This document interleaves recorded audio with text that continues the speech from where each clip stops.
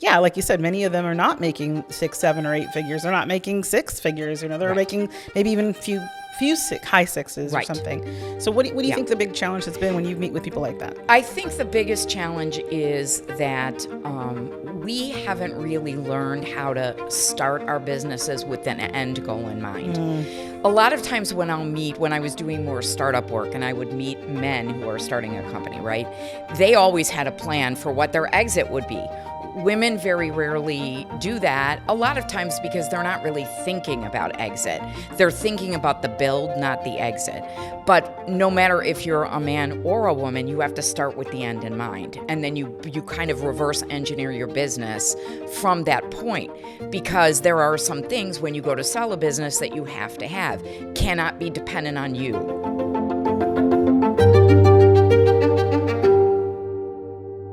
Hello, I'm Leah Dunlap, also known as the Oracle on Purpose. Welcome back to the Oracle on Purpose podcast.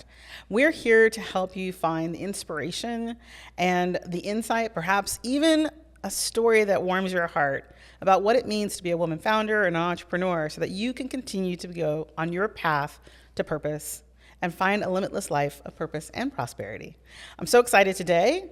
My new guest today is Juliet Peters, and I wanted to tell you a little bit about Juliet because I found her on another podcast, and what I was so excited about was her passion for women. Of course, as a woman entrepreneur herself and a founder of a law firm, I realized like she's done this journey and she's got some great insight to share with people.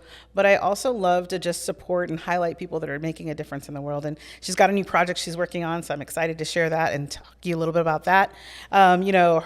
She's working with companies across the industries, which I think is great. Yes. Technology, green energy, franchise, retail, and service. So pretty much everything that the world touches there. Yes. To establish the right initial legal platform, de-risk and revise all kinds of relationships and contracts, which we were talking about offset here, address people's issues, handle intellectual property needs, and exit successfully. I am really excited to talk about that because I think as women founders, we don't often think about that long journey into what we need when we create something new. It's our baby. Right. So I'm excited to hear your thoughts about that. Thank you so much for joining us here. I'm thrilled that you said yes to joining us.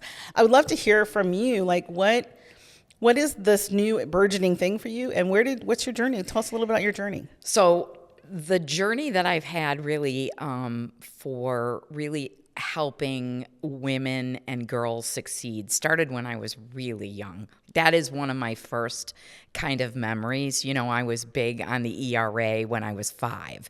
So... Which is just 10 years ago. Yeah, just a few years ago. We won't talk about that. But I've always kind of had a passion for helping women and girls succeed. And whatever I've done in my life, I've tried to kind of wind that in.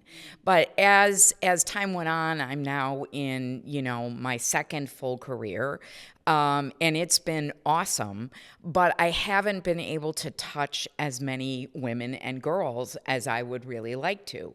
And, as time goes on, it's getting a little later in life, and I'm thinking, okay, for the last iteration, really, what do I want to create and do? And I'm not abandoning my own business because I find great passion in helping people buy and sell businesses.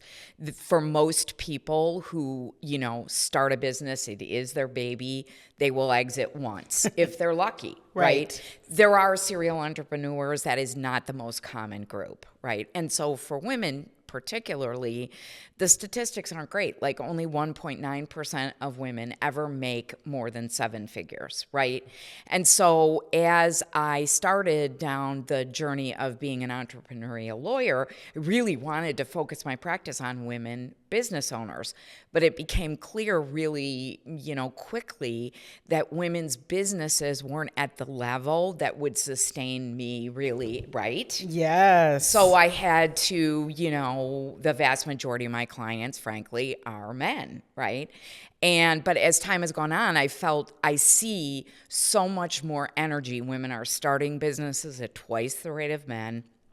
They're definitely out there really understanding entrepreneurship, wealth building, all of these things that are really critical to us as women, is starting to kind of happen. Yeah. Right. And so I think now is a great time to kind of jump in the water and really help and coach and train women and girls, up and coming young women, that they can sort of have an entrepreneurial journey from the beginning.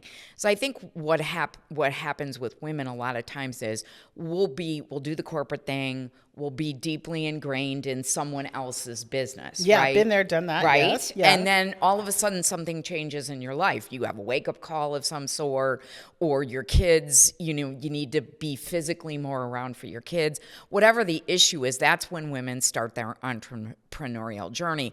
And I like to kind of incent people earlier on in their trajectory, right? Right. To kind of look at their life as a long distance race, and how do you sort of start and build your entrepreneurial journey a little bit earlier on. So what I'm hearing, for just to clarify here, is it sounds like what you're moving into is more like kind of capturing people in an earlier stage in their business. Yep. But I also think that what you just said too is really important, that one of the challenges, and I face this myself as a coach that works with women founders, is that there are fewer, as you said, 1.9%. That's a ridiculous number, right? It is. But then that's kind of the financial, the economy of scale for Right. women founders, is to look at that and say, how do I get to be in that 1.9%? And then it feels as if maybe perhaps impossible. Like, where is that gap? So what I'm hearing you say is, like, we start earlier. Yeah. Then we'll build something to that place where, people can work with you. They can look at the option for really leveraging their businesses and building and growing either a second business or a second career, as you said yourself. What do you think is the key for many women who are seeing that vision out there, perhaps, at least maybe as a glint, but feeling as if, like, wow, I don't know if I have what it takes, or I don't know if, like, it's ever going to happen to me, because, like you said, many of them are not making 6, 7, or 8 figures. They're not making 6 figures. They're Right. making maybe even high sixes or Right. something. So what do you think the big challenge has been when you meet with people like that? I think the biggest challenge is that we haven't really learned how to start our businesses with an end goal in mind. A lot of times when I was doing more startup work and I would meet men who are starting a company, right? They always had a plan for what their exit would be. Women very rarely do that, a lot of times because they're not really thinking about exit. They're thinking about the build, not the exit. But no matter if you're a man or a woman, you have to start with the end in mind. And then you kind of reverse engineer your business from that point. Because there are some things when you go to sell a business that you have to have. Cannot be dependent on you. That is number one. Number one, Right? can't be dependent on you. Can't Hear be to hear. dependent on you. You have to build a team. The second thing is, I think women have issues oftentimes around money. Mm-hmm. They gotta get that under control. Yeah. Right? Because do you think it's? I'm going to stop you there, No, because I think that's an important please. factor, and I don't want to kind of braze over that, but the idea and the concept of, like you said, comparatively speaking, like with men, it's the exit strategy, but it's also like there's no problem asking for more money, No. looking at bigger numbers. Like, there's a whole, I think, paradigm there of, like, the way we relate to money as women. Absolutely. So I'm curious for you, before you get to number 3, which I know we'll get to, is like, how did you personally get to the place where you built your own law firm? So obviously, you took hold of the space you wanted to be in, and you Right. made it happen. Right. But was there ever a time for you that you were kind of struggling with, who are you to go build your own law firm, or, start this not so new much endeavor? in law, but Yeah. I'm feeling that, as I transition again. Uh-huh. I mean, I think we were talking, before we went on, about that whole idea that, the head trash, Yeah. right? And I mean, I heard my head trash last week. Like, what could you possibly have to offer that someone else hasn't offered, right? Right.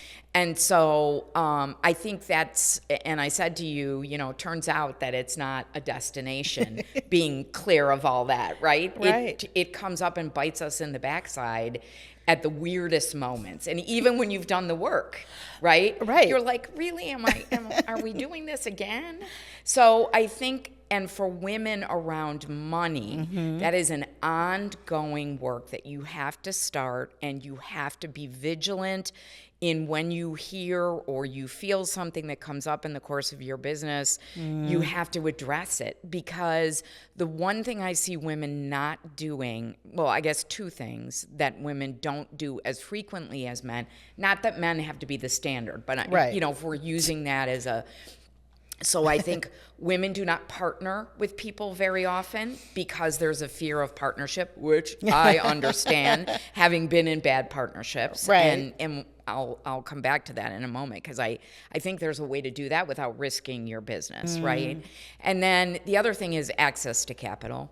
Women they do not do it. Even if they could get it, they don't want to do it. They want to bootstrap everything. Yes. Right? And Right. so that's awesome. I'm all for that. I've done that.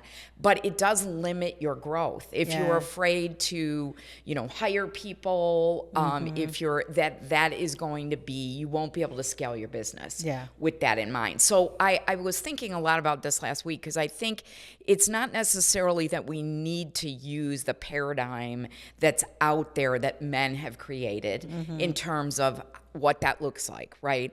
But I do think we need some of that. We have to have some ability to take a calculated financial risk. Right. That is where the work is, I think. Do you think it's the risk part, or like is it the confidence in calculating that risk? I think it's the risk Yeah, part. yeah. I do. And I do think there's something in the calculation of Yeah. that risk. But I do think it's the risk part, because, women are community builders. We're family builders. We're not at the craps table. Well, some women are. I mean, I have a friend who's a really good poker player. But having said that, that's not the common thing, Typical. right? And so Right. I think that ability to use some of your family's resources to start a business, that's very scary to a lot of people. And then to go in debt to grow, that's another scary element. Yeah, And that's a big no-no word, right? Like for most women. Exactly, Yeah, that's right? like, I'll do it if I don't go into, if it doesn't cause me to Exactly. go into debt. But you can't do that, Yeah, right? you need at the the end of stretch the day, somewhere. right? Yeah, You can't do that. Oh my gosh. Okay, so I interrupted you on number 2. What do you think? I mean, I maybe think that, so what I was going to say about not having a partner. Yeah. I've been thinking a lot about this, because I know for myself, I am very much seeking collaboration. I can feel it, right? I would like that. I think you grow businesses bigger and better when you collaborate with other people in your space. But I think what stops us is nobody wants a partner. Because then you start fighting over things that have nothing to do with the mission. Right. So I think what's good about that is that if you look at everything as like a contractual collaboration, right? And you take the good that comes with collaborating, but build a fence around it, so that you're not necessarily having that person in your business, right? They can have their own business. You can come together for a venture. A joint venture is sometimes what it's called, right? Right. And you sketch out, here's what we're trying to do. Here's how the finances go down. And oh, by the way, if we have to break it up, it doesn't work, whatever. Everybody walks away, and this is what they walk away with. And it's known up front. And it's known up front. Yeah. And I think probably the biggest thing that people don't think about, because they're not necessarily lawyers, is what happens when two people collaborate and produce a piece of intellectual property, whether that be a brand, whether that be whatever, right? But again, you can even deal with that with words. Contracts are your friends. Yes, contracts are your Right? friends. I love that. Well, I think that like collaboration, I think we talked about that a little bit too before we talked. And I think this idea that like women banding together and supporting each other, and also I think sharing, like we talked about, communicating about the journey. Yes. And that's part of the reason I rebooted this show, actually, was to say to people, look, we have powerful women in our midst. Yes. We can learn so much from each other. And as an oracle and as somebody that uses my divine gift to help people find their path forward, I wanted to take time each of these calls and say, hey, I've got this great, amazing person in front of me. How can I support you? So I'm curious, if you were to be able to ask, which you are now, a question of the oracle about what your next venture is, what do you think your question would be? Oh boy, that's such a hard one. I think for me, it's how do you really know you're on the right path? How do you really know you're on the right path? That is a beautiful question. I mean, I can say for myself, just as like from the coach perspective, that, our success leaves clues. But part of that is the Oracle is here to help me guide people to what those clues are, right? Mm-hmm. So I would say that part of what you told me earlier in your story before we started talking was kind of your clue. There is something in you that's speaking to work with, and I've heard you say it several times as well, younger women, mm-hmm. right? So there's something about your own journey in the past that is the link, that is that follow through for you. Specifically, interestingly enough, I don't know if you were like one of those kids around, like when you were in like grade school, so like I'm seeing like 6, 7, 8, when you're old enough to know better, but you're still out there being playful, where you really had something happen to you that almost in a sense of like injustice that you were going to go solve or fix or something. And so I think that sense of championship inside of you is what's calling you to be in this way. So if you can hold that vision for yourself as you're looking at your choices, like how can I be a champion in this moment? How can I stand up for it? And I hear that again in what you've said as well. But she's really showing me this great image. I mean, I don't know if you wore pigtails, but like a little girl in pigtails, like just defending her space or defending her thought. And I think that bringing that forward right now for you is going to give you the energy for this next venture.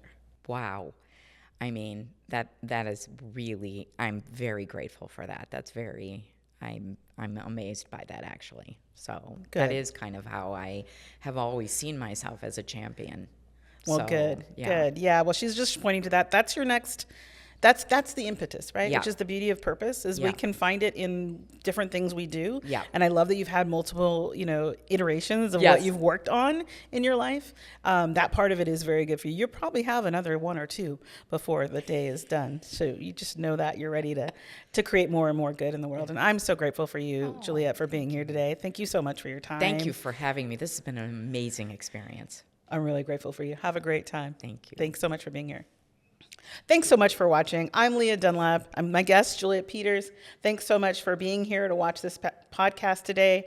We're excited to have more amazing guests like this, so please keep coming back. Hit subscribe, press the like button, let us know what you think, and be sure to check back next time on Oracle on Purpose podcast.